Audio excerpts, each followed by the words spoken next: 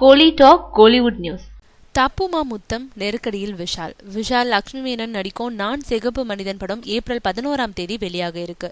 பாண்டிய நாடு படத்தோட வெற்றிக்கு அப்புறம் விஷால் நடிக்கும் படம்ன்றதுனால நான் சிகப்பு மனிதன் படத்துக்கு ரசிகர்கள் மத்தியில மிகப்பெரிய எதிர்பார்ப்பு ஏற்பட்டிருக்கு.